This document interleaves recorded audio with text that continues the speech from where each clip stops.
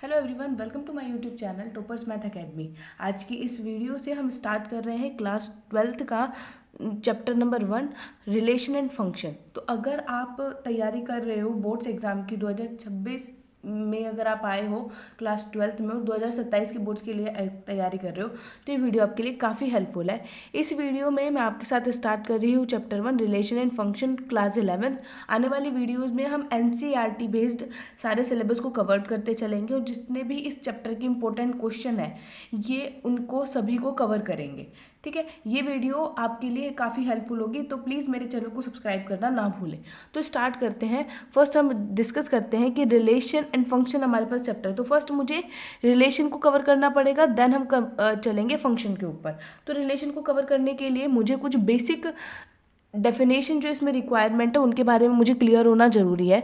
तो फर्स्ट हमारे पास जो आता है वो हमारे पास आता है ऑर्डर्ड पेयर के बारे में मुझे पता होना ज़रूरी है कि ऑर्डर्ड पेयर मेरे पास होता क्या है, ऑर्डर्ड पेयर मेरे पास क्या होता है। तो देखिए, अगर मान लीजिए ऑर्डर्ड पेयर हमारे पास क्या होता है, पहले कुछ बेसिक डेफिनेशन मान लेते हैं कि एक मेरे सेट है एक मेरा सेट है ए और एक मेरे पास सेट है बी।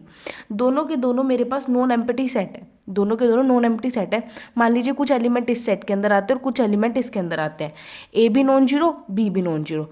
देन जो हमारे पास ऑर्डर्ड पेयर होगा एलिमेंट, वो किस तरीके से होगा, पेयर इस तरीके से, ये हमारे पास ऑर्डर्ड पेयर कहलाएगा अगर ये स्पेसिफिक ऑर्डर को फॉलो करता है।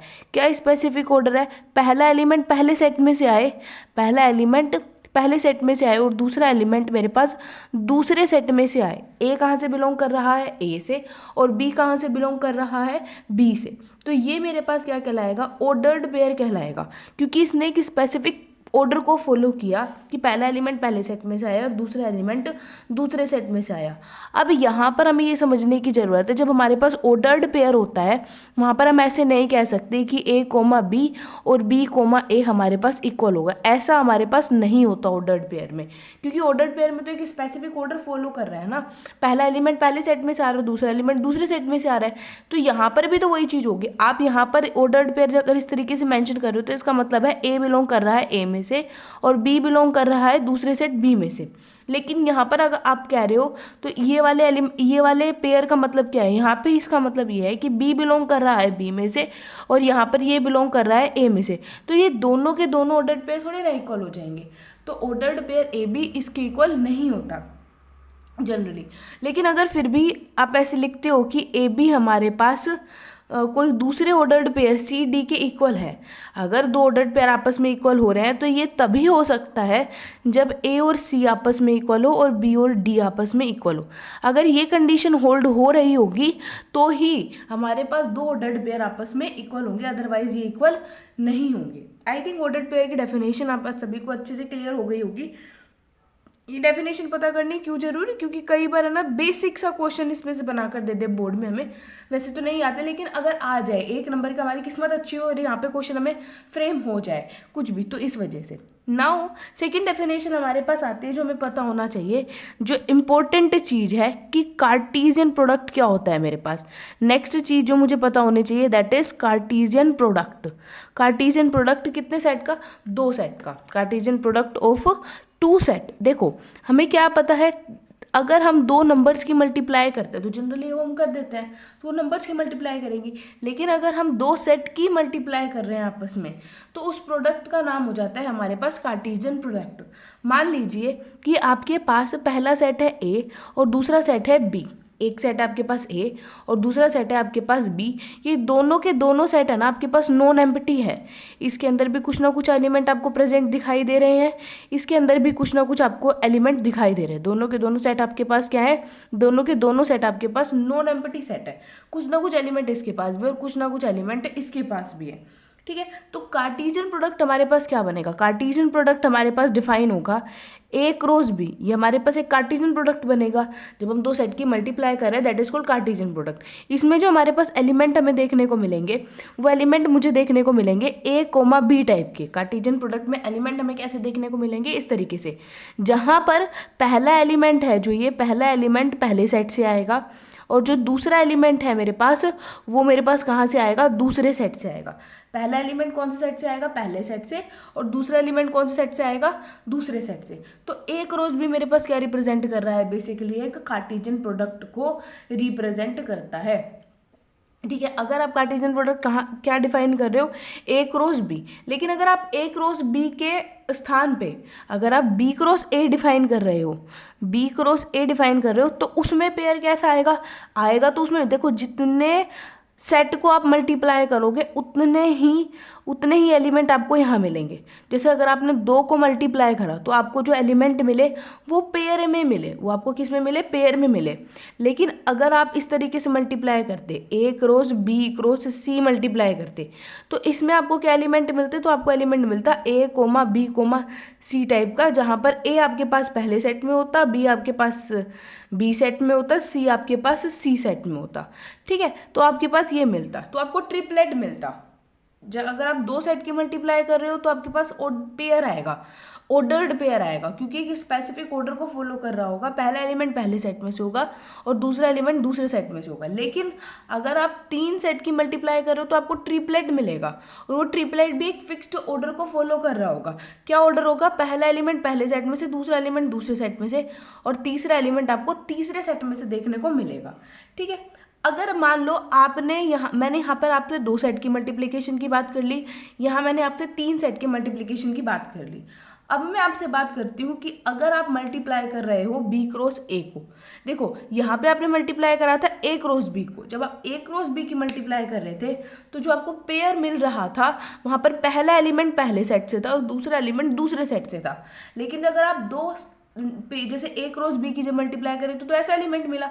लेकिन जब आप बी क्रॉस ए की मल्टीप्लाई कर रहे हो तो आपको एलिमेंट किस तरीके से देखने को मिलेगा, बी कोमा ए टाइप का एलिमेंट आपको देखने को मिलेगा, जहाँ पर जो ये बी एलिमेंट है ये कौन से सेट से होगा, जो इसमें पहला है, पहले नंबर पे क्या है बी, और जैसे दूसरा एलिमेंट क्या है ए, वो आपको कौन से सेट में से मिलेगा, वो इस सेट में से, ए सेट में से देखने को मिलेगा। ठीक है, अब मैं इसको है ना एक एग्जांपल की हेल्प से समझते हैं। मान लीजिए कि आपने एक सेट लिया ए जिसके अंदर एलिमेंट है आपको 1 2 3, ये एलिमेंट आपको ए सेट में मिल रहे हैं, और दूसरा सेट आपने लिया बी जिसके अंदर एलिमेंट आप लिख दीजिए कुछ भी, मैं लिख देती हूँ ए बी सी। बारी बारी से हम इसमें एलिमेंट पुट करते हैं। ठीक है, ये हमने लिख दिया। एक बार मैं आपके साथ इसमें फाइंड करती हूँ ए क्रॉस बी को। जब आप ए क्रॉस बी को फाइंड करते हैं तो तरीका क्या बताया, आएंगे क्या, जब 2 सेट को मल्टीप्लाई कर रहे हैं तो हमेशा पेयर मिलेंगे, हमें पेयर मिलेंगे। पेयर जब हमने ए क्रॉस बी को डिफाइन किया तो पेयर जब आप ए क्रॉस बी को मल्टीप्लाई करो तो मिलेगा तो आपको पेयर ही। लेकिन पेयर एक स्पेसिफिक चीज़ को फॉलो कर रहा होगा, वो फॉलो क्या कर रहा होगा कि पहला एलिमेंट पहले सेट में से होगा और दूसरा एलिमेंट दूसरे सेट में से होगा। मतलब पहला एलिमेंट सेट ए में से मिलेगा और दूसरा एलिमेंट दूसरे सेट बी में से मिलेगा। आपको ये सब चीज़ें देखनी पड़ेंगी। ठीक है, अब देखो ए क्रॉस बी करोगे तो अब मुझे पता है कि पेयर ही आएंगे। इसमें एलिमेंट कैसे आएंगे, ए कोमा बी टाइप के आएंगे, जहाँ पर पहला एलिमेंट पहले सेट से होगा और दूसरा एलिमेंट आपको कौन से सेट से मिलेगा, दूसरे सेट से मिलेगा। दूसरे सेट मतलब बी से मिलेगा। ओके, नाउ अब आप मल्टीप्लाई करना स्टार्ट करो। आपने 1 2 3 को मल्टीप्लाई करा, ए बी सी को मल्टीप्लाई करा। अब देखो आपने 1 को मल्टीप्लाई करा, 1 को मल्टीप्लाई करा, 1 को अब आप बी के साथ रिलेट करो क्योंकि पेयर मिलेगा, तो पेयर में पहला एलिमेंट सेट ए का ही होगा। मैंने इसको फिक्स कर दिया ए को। अब दूसरा एलिमेंट इनमें से कुछ भी आ सकता है ना, मैंने ये कहा था ए कोमा बी आएगा, बी कुछ भी हो सकता है, ए कुछ भी हो सकता है। अगर आपने ए ले लिया 1, ए में से 1 उठा लिया तो 1 ए के साथ भी हो सकता है, 1 कोमा ए बन सकता है। फिर आपने देखा अच्छा 1 को तो मैं बी के साथ भी कर सकती हूँ तो बी के साथ कर दिया, 1 को आप सी के साथ कर सकते हो, 1 को सी के साथ भी कर दिया। इस तरीके से हम जा सकते हैं। ठीक है, सिमिलरली आपने क्या किया, आपने वो एलिमेंट उठाया 2 को आपने एक बार ए के साथ किया, 2 को आपने बी के साथ कर दी पेयरिंग, 2 की आपने किसके साथ कर दी, सी के साथ पेयरिंग कर दी। ठीक है, इन द सेम मैनर आपने उठाया 3 की पेयरिंग कर दी आपने ए के साथ, 3 की पेयरिंग कर दी आपने बी के साथ, और 3 की पेयरिंग कर दी आपने सी के साथ। तो ये सारे के सारे एलिमेंट आपको क्या मिल गए हैं, ए क्रॉस बी। देखो कोई भी एलिमेंट ए का छूटा नहीं जिसकी पेयर नहीं बने हो, कोई भी बी का एलिमेंट नहीं छूटा जिसका ए के साथ पेयर ना बनाओ। This is the total element we have in A cross B. Now अब हम बात करते हैं बी क्रॉस ए की। हम बात करते हैं बी क्रॉस ए की। जब आप बात करने जाओगे तो बी क्रॉस ए में आपको जो एलिमेंट देखने को मिलेंगे वो एलिमेंट आपको कैसे देखने को मिलेंगे, वो आपको दिखेंगे बी कोमा ए टाइप के, जहाँ पर बी एलिमेंट आपके पास बी सेट में से आ रहा होगा, जो पहले नंबर पे यहाँ पर होता है ना उसी में से आता है, और जो दूसरा एलिमेंट है ए तो वो ए सेट में से आ रहा होगा। ठीक है, अब मुझे उठाना है B cross A, B cross में ए बनाना है। तो बी क्रॉस ए में अब क्या करोगे आप, बी एलिमेंट उठाया, बी में से एलिमेंट उठाया, मान लो आपने वो एलिमेंट उठाया ए, आपने वो एलिमेंट क्या उठाया, ए एलिमेंट उठाया, ए एलिमेंट उठा लिया पेयर बनाने के लिए, फिर आप गए इससे बात करने, इधर दूसरी पोजीशन पे, तो ए में से एलिमेंट आएगा ना। अब ए में से एलिमेंट आएगा ए सेट में से, तो 1 भी हो सकता है, 2 भी हो सकता है, 3 भी हो सकता है। तो आपने ए को किसके साथ लिख दिया, पहले 1 के साथ लिख दिया, फिर ए को किसके साथ लिख दिया, 2 के साथ लिख दिया, और ए को किसके साथ लिख दिया, 3 के साथ लिख दिया। इन द सेम मैनर आपने बी उठाया, बी को अगेन इसके साथ ऐसे ही किया, बी को 2 के साथ लिख दिया, बी को 1 के साथ भी लिख दिया, और बी को 3 के साथ भी लिख दिया। इन द सेम मैनर सी उठाया, सी को 1 के साथ भी लिखा, सी को 2 के साथ भी लिखा, और सी को किसके साथ लिखा आपने, 3 के साथ भी लिख दिया। बी क्रॉस ए आपके पास पूरा इस तरीके से बन गया। हमने ए क्रॉस बी देख लिया कैसे बनता है, बी क्रॉस ए देख लिया। ठीक है, अब क्वेश्चन माइंड में ये उठता है कि मैम क्या ए क्रॉस बी और बी क्रॉस ए दोनों इक्वल हो सकते हैं, क्या ये दोनों इक्वल हैं, क्या ये हमेशा इक्वल होंगे, क्या अभी इक्वल है। तो देखिए इस क्वेश्चन को अभी हम क्लियर कर लेते हैं। अगर आप ध्यान से देखो तो ए क्रॉस बी ये रहा, और बी क्रॉस ए मेरे पास यहाँ रहा, ये रहा ए क्रॉस बी और ये रहा बी क्रॉस ए। तो पहला क्वेश्चन मेरे पास ये उठता है, is A cross B is equal to B cross A. तो आप कहोगे नॉट ऑलवेज, ऐसा ज़रूरी नहीं, ऐसा हमेशा नहीं होता। आप यहाँ पर देख भी सकते हो, यहाँ पर आपको क्या दिख रहा है, पहला एलिमेंट क्या है आपके पास 1 कोमा ए, और यहाँ पर पहला एलिमेंट क्या है ए कोमा 1। क्या ये दोनों इक्वल है, क्या ये दोनों वैल्यू इक्वल है। यहाँ तो ए इधर है दूसरी पोजीशन पर, यहाँ ए का है फर्स्ट पोजीशन पे, ये दोनों तो इक्वल नहीं है। मैंने अभी आपके साथ ये डिस्कस किया है कि ए कोमा बी कोमा इक्वल नहीं होते, तो ये दोनों तो इक्वल नहीं है, तो नहीं होगा। ठीक है, लेकिन अगर ऐसा हो जाता, अगर बी सेट ए सेट के इक्वल हो जाता तो कोई मतलब ही नहीं था। अगर हमारे पास ऐसी कंडीशन बनती कि बी और ए आपस में इक्वल हो जाते, तो उस केस में आप बोल सकते थे कि ए क्रॉस बी और बी क्रॉस ए आपके पास इक्वल हो जाते। अगर ये चीज़ होती तो फिर ये ए क्रॉस बी ए इंटू ए हो जाता ना, और बी क्रॉस बी ए इंटू ए हो जाता। तो ये चीज़ हम यहाँ पर ध्यान रखेंगे। ठीक है, ये ऐसा नहीं होता, ए क्रॉस बी क्रॉस ए के इक्वल नहीं होता। अगर इसका आंसर ये रहा, नॉट ऑलवेज, इफ़ ए अगर हमारे पास बी के इक्वल नहीं है तो ऐसा नहीं होगा। अगर ए और बी दोनों सेट आपस में इक्वल हो जाएंगे तो ए क्रॉस बी क्रॉस ए के इक्वल हो जाएगा, ये सिचुएशन बनती है। ठीक है, यहाँ पर जब मैंने अभी आपके साथ कार्टेशियन प्रोडक्ट की डेफिनेशन डिस्कस करी, तो हमने यहाँ पर ये खास ध्यान रखा कि ए भी हमारे पास नॉन एम्प्टी होना चाहिए, बी भी मेरे पास नॉन एम्प्टी होना चाहिए। अगर एक जेड भी एम्प्टी हो जाएगा तो कार्टेशियन प्रोडक्ट 0 हो जाएगी।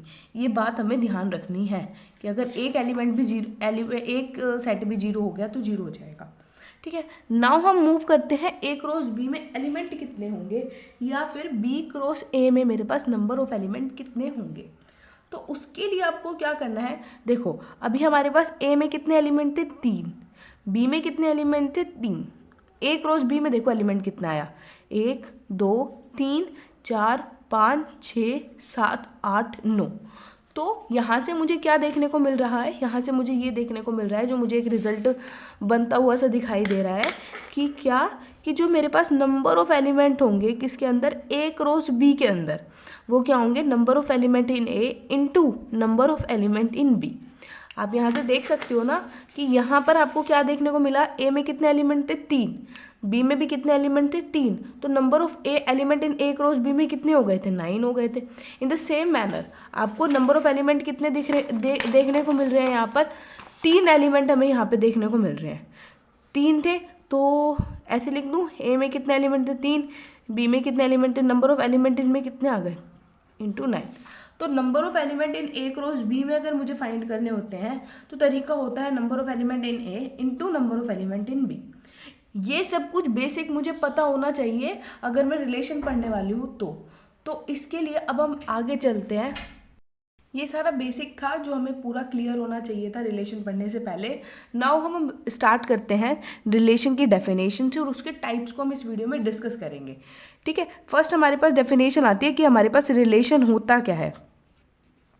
देखो, रिलेशन का लिटरल मीनिंग होता है कि how two object link to each other, मतलब दो चीज़ें आपस में एक दूसरे के साथ किस तरीके से कनेक्ट हो रही हैं। मान लीजिए कि आपके पास आप ए सेट बनाते हो, ए सेट में आपने कुछ स्टूडेंट के नाम लिख देती हूँ मैं यहाँ पर, कुछ स्टूडेंट के नाम लिख दिए मैंने, जैसे नाम लिख दिया अनु, राधा, और यहाँ पर नाम लिख दिया मैंने सीता का। ठीक है, ये मैंने एक सेट बनाया, इसको मैंने नाम दिया कि ये सेट है मेरे पास, सेट ए है। इसको मैंने नाम दे दिया कि ये मेरे पास क्या है, सेट ए है। इसमें अनु, राधा और सीता का मैंने कुछ सेट, एक सेट बनाया जिसका नाम मैंने ए दे दिया। ठीक है, इस सेट, ये इसमें सेट में मैंने क्या रखे, इसमें मैंने स्टूडेंट रखे हैं, सेट ऑफ स्टूडेंट्स बोल देती हूँ मैं। मैंने एक दूसरा सेट बनाया बी, जिसके अंदर मैंने इनके फादर, इस सेट ऑफ फादर्स को बनाती हूँ। बी मैंने किसको बनाया है, सेट ऑफ फादर्स को, सेट ऑफ फादर को बनाया है। इस, मान लीजिए इसमें एलिमेंट है मेरे पास, एक है मुकेश, दूसरा है मेरे पास पवन, और मैंने थर्ड क्या रखा है इसके अंदर, दीपक रख दिया। ठीक है, एक मैंने रखा है मुकेश, एक पवन, और एक मैंने यहाँ पे रखा है दीपक। ठीक है, ये मैंने एलिमेंट इसके अंदर डाल दिए हैं। अगर आप देखो कि इस जो सेट में एलिमेंट और जो इस सेट में एलिमेंट है, उन दोनों के बीच में क्या रिलेशन है, तो आपको दिखाई देगा कि जो इस सेट के एलिमेंट है वो इस सेट के एलिमेंट के साथ रिलेटेड है, और इन दोनों में ये रिलेशन है कि जो बी सेट के अंदर एलिमेंट है वो ए सेट में रखे हुए जो एलिमेंट है, मतलब बेसिकली हमने स्टूडेंट को इकट्ठा किया है, वो उनके क्या है, फादर है। तो मैं इधर रिलेशन ये लिख सकती हूँ, देखो ऐसा बोल सकती हूँ कि बी जो एलिमेंट, बी के सेट के अंदर जो एलिमेंट है वो ए सेट में जो स्टूडेंट है उनके फादर है, या उल्टा अगर इसको ऐसा बोले तो ऐसा बोल सकते हैं कि ए सेट में जो रखे हुए एलिमेंट है वो बी सेट में रखे हुए जो एलिमेंट है उनके चाइल्ड है। किसी भी तरीके से आप इसको लिख सकते हो। तो मैं ये लिख सकती हूँ ना कि मेरे पास बेसिकली जो रिलेशन होगा, अगर मैं इसको लिखना चाहूँ तो मैं रिलेशन में ये लिख सकती हूँ, रिलेशन होगा कि इसमें एलिमेंट आ रहे हैं एक्स कोमा वाई टाइप के, सच दैट एक्स ए में है, एक्स ए से बिलोंग कर रहा है, और वाई मेरे पास बी से बिलोंग कर रहा है। अब ए के एलिमेंट का बी के एलिमेंट के साथ क्या रिलेशन है कि जो ए में एलिमेंट है वो बी में रखे हुए एलिमेंट के क्या है, चाइल्ड है, चाइल्ड है ना। और ए किससे रिलेट कर रहा है, ए रिलेट कर रहा है बी से, ए रिलेट कर रहा है बी से, मतलब इसको ऐसे लिखेंगे कि ए रिलेट कर रहा है तो एक्स रिलेट कर रहा है वाई से। और जो हमारे पास यहाँ पर रिलेशन है वो रिलेशन क्या है, रिलेशन है इज चाइल्ड ऑफ का, इज चाइल्ड ऑफ का। ठीक है, x is child of y, इसको रीड कैसे करोगे, x is child of y, this is the relation between A and B. ठीक है, ये मैंने आपके साथ जनरल डिस्कस किया कि जैसे एक सेट हो और दूसरा सेट हो, दोनों सेट के एलिमेंट आपस में एक दूसरे के साथ किस तरीके से रिलेट कर रहे होंगे, वो आपके पास क्या, वो जो रिलेट, जो दोनों, जिन दोनों ने इन दोनों को जोड़ा हुआ है वो हमारे पास क्या बनेगा, इस सेट के लिए रिलेशन बन जाएगा। मैथमेटिकली हम इसको किस तरीके से एक्सप्रेस करेंगे ये समझिए। मैथमेटिकली लैंग्वेज में हम इसको ऐसे कहेंगे, मान लीजिए कि एक सेट है आपके पास ए और दूसरा सेट है आपके पास बी, दोनों के दोनों सेट आपके पास नॉन एम्प्टी सेट हैं, दोनों में कुछ ना कुछ एलिमेंट जरूर है, एटलीस्ट वन एलिमेंट प्रेजेंट है, क्योंकि अगर कोई एलिमेंट ही नहीं होगा, मान लीजिए इसमें कोई एलिमेंट और इसमें कोई एलिमेंट ही नहीं है, एक भी एलिमेंट, तो आप रिलेशन किसके बीच में दिखा रहे हो, रिलेशन दिखाने के लिए कम से कम दो लोग तो चाहिए होंगे ना आपको, इसीलिए। ठीक है, तो दो नॉन एम्प्टी सेट है, देन कोई भी सबसेट होगा, देन एनी सबसेट, कोई भी सबसेट होगा किसका, ए क्रॉस बी का, वो आपके पास क्या कहलाएगा, इज रिलेशन, वो आपके पास क्या करेगा, वो आपके पास रिलेशन बनेगा। और कहाँ से बनेगा, एनी सबसेट, ए से बी पे, अगर आप ए क्रॉस बी का सबसेट लेके चल रहे हो तो वो रिलेशन बनेगा सेट ए से सेट बी पे। This is the mathematical definition, आप इसको ये ध्यान रखोगे। क्या समझाया मैंने आपको? यहाँ से हमें क्या समझना चाहिए अगर हमसे कोई पूछ ले तो बेसिकली रिलेशन हमारे पास होगा क्या, अगर आपने दो सेट लिए हैं ए बी, दोनों के दोनों नॉन एम्प्टी सेट है, एक के कुछ ना कुछ एलिमेंट प्रेजेंट है, तो कोई भी जो सबसेट होगा ए क्रॉस बी का वो हमारे पास रिलेशन कहलाएगा। और वो रिलेशन कहाँ से कहाँ बनेगा? वो रिलेशन बनेगा आपका फ्रॉम सेट ए से सेट बी पर, वो आपके पास रिलेशन बनेगा। ये हमें यहाँ पर ध्यान रखना है, ठीक है। अब देखो, अगर आपने यहाँ पे रिलेशन डिफाइन किया है सेट ए से सेट बी, ध्यान से समझना, हमारे पास रिलेशन हमने कहाँ से कहाँ डिफाइन किया है? रिलेशन इज फ्रॉम सेट ए से सेट बी पर आपने एक रिलेशन को डिफाइन किया है, ठीक है। तो यहाँ पर जो चीज़ समझने की है, जहाँ से रिलेशन डिफाइन किया है, जहाँ से रिलेशन स्टार्ट हो रहा है, इसको हम बोलते हैं डोमेन। और जिसके अंदर क्या है दूसरे सेट के अंदर, इसको बोलते हैं कोडोमेन।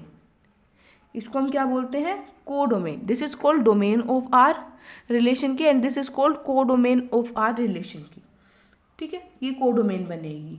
यहाँ से हमें ये समझना चाहिए। तो आर हमारे पास क्या होगा? इज अ सबसेट होगा ए क्रॉस बी का, तो हम कहेंगे relation A is defined from set A to set B पर। ये बात समझ में आ गई?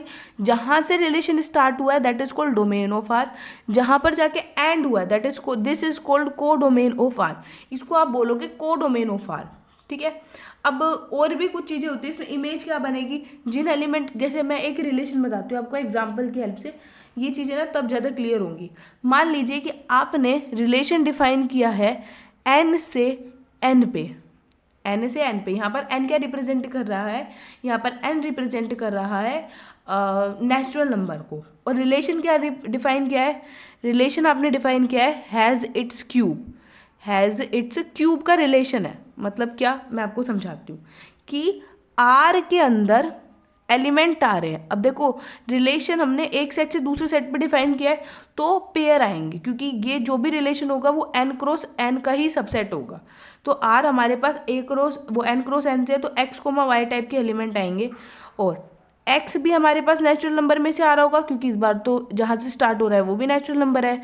वाई भी हमारे पास नेचुरल नंबर में से आ रहा होगा, क्योंकि जहाँ पे जा रहा है वो भी नेचुरल नंबर ही है। एंड दोनों में रिलेशन क्या है?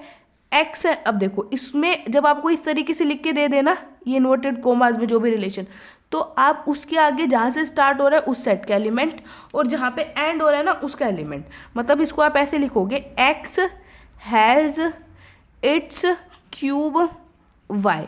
इसको ऐसे पढ़ोगे आप।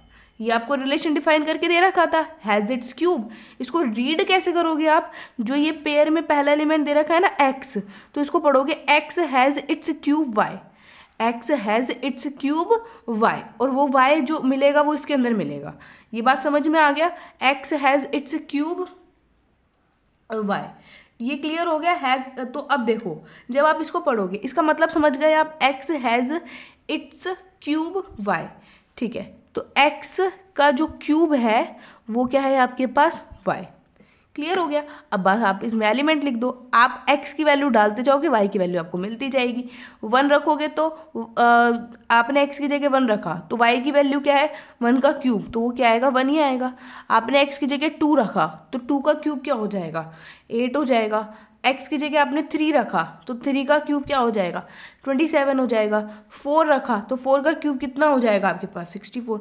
इस तरीके से चलता जाएगा। अब यहाँ पे आप देखिए, मैं आपको जो समझाना चाहती हूँ वो चीज़ में आपने इसको इस तरीके से भी रिप्रेजेंट कर सकते हैं। ये हमारे पास नेचुरल नंबर से नेचुरल नंबर पे था, आपने एलिमेंट लिया 1 2 3, क्योंकि नेचुरल नंबर में तो हमारे पास यही एलिमेंट होते हैं। आपको यहाँ पर भी देखो, नेचुरल नंबर से नेचुरल नंबर पे जा रहा है एलिमेंट, तो हमारे पास ये सारे ही बनेंगे जो यहाँ पर जितने भी होते हैं। अब देखो हो क्या रहा है, यहाँ पे हो ये रहा है 1 किसके साथ जाके मैप हुआ है? 1 के साथ जाके मैप हुआ है। 2 किसके साथ जाके मैप हुआ है? मान लो यहाँ पर 8 है, 2 8 के साथ जाके मैप हुआ है। ऐसे अब जब 3 देखोगे तो 3 किसके साथ जाके मैप होएगा? 9 पे जाके मैप होएगा। तो ये जो पूरा का पूरा सेट है, इस सेट को हम क्या बोलते हैं? This is called domain of R. इसे हम क्या बोलते हैं? डोमेन ऑफ आर बोलते हैं। ये जो पूरा का पूरा सेट है इसको क्या बोला जाता है? This is called codomain of R. इसको क्या बोला जाता है? Codomain of R. पूरा के पूरे सेट को कोडोमेन ऑफ आर बोला जाता है। और जो एलिमेंट जो सिर्फ इमेज बने हैं, जो यहाँ पे रिलेट हुए हैं, जो सेकंड पोजीशन पे आ रहे हैं, वो क्या कहलाएंगे, रेंज ऑफ आर। वो क्या कहलाएंगे, रेंज ऑफ आर। रेंज में क्या आ रहे हैं, जो सेकंड पोजीशन पर एलिमेंट आ रहे हैं, जब 1, 8, 27 आगे तक चलता जाएगा, this is called range of R. I think आपको ये समझ में आ गया होगा अच्छे से कि पहले तो हमने समझा इस वीडियो में कि हमारे पास ऑर्डर्ड पेयर क्या होता है, फिर हमने समझा कि कार्टेशियन प्रोडक्ट क्या होता है, फिर हमने समझा कि रिलेशन क्या होता है। आज की वीडियो में हम इधर तक ही समाप्त करते हैं। अगली वीडियो में मैं आपके साथ डिस्कस करूंगी टाइप्स ऑफ रिलेशन के बारे में। अगर वीडियो अच्छी लगी हो तो like my channel, subscribe my channel. Thank you.